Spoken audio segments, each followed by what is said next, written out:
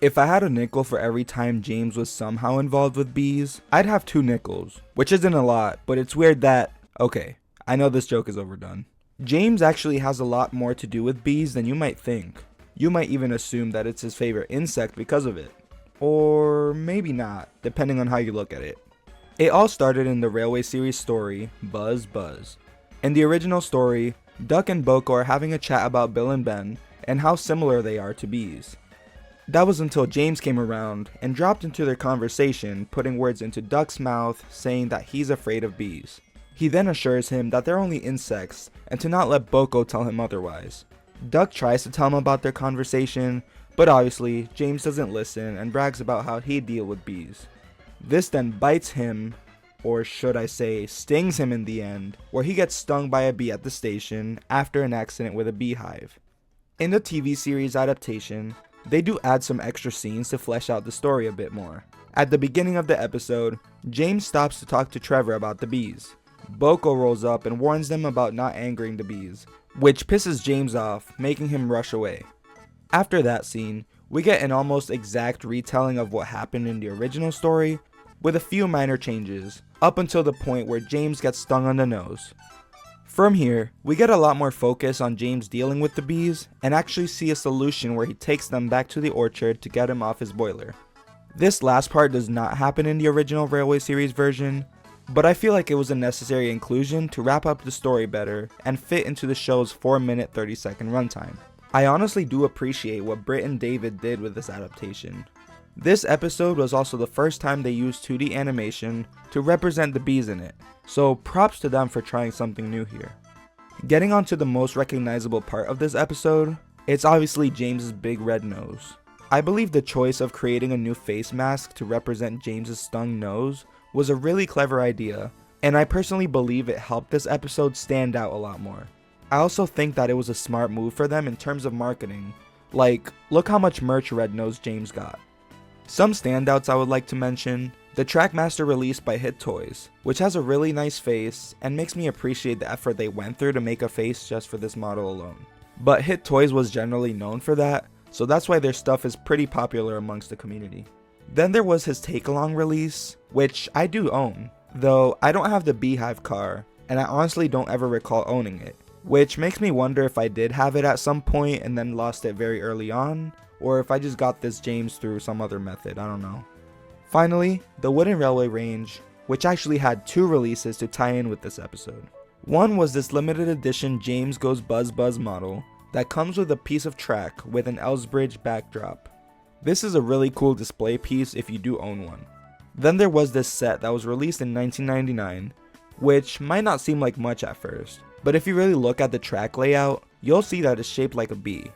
That is some crazy attention to detail, and I honestly didn't even notice that until I read about it while doing research for this video. And not only that, the James that comes in this set has a really cool feature where if you touch his nose with your finger, the red color from his nose will fade away. Like, that's so neat, and I honestly don't think they've ever done anything like this after that release, making this a very unique toy.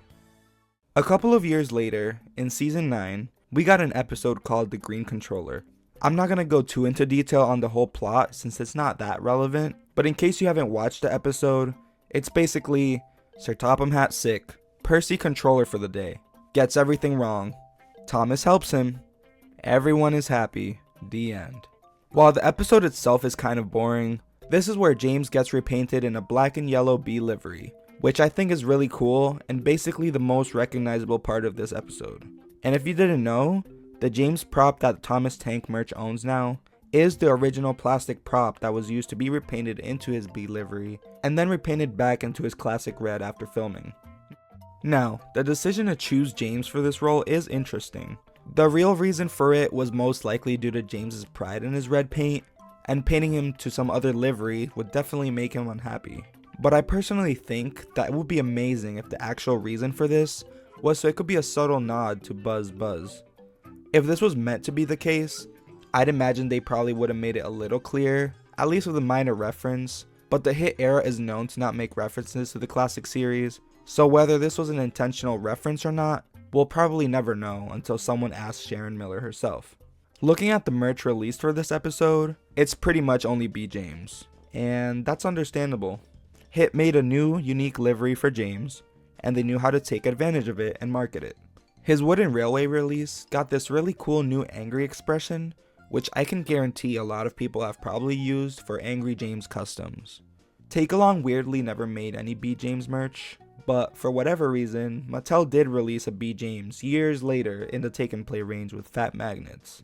Then his Playrail and Trackmaster releases are incredible as well, though they do come with a normal smiling expression, which is a little disappointing, but it's still a cool model nonetheless. Then there is also this thing. Bachmann also released a B. James model, which was neat, and probably really easy for them to do, as all they had to do was just give their pre-existing James tooling a new livery. Sadly, I have never owned any B. James merch, but hopefully I will someday.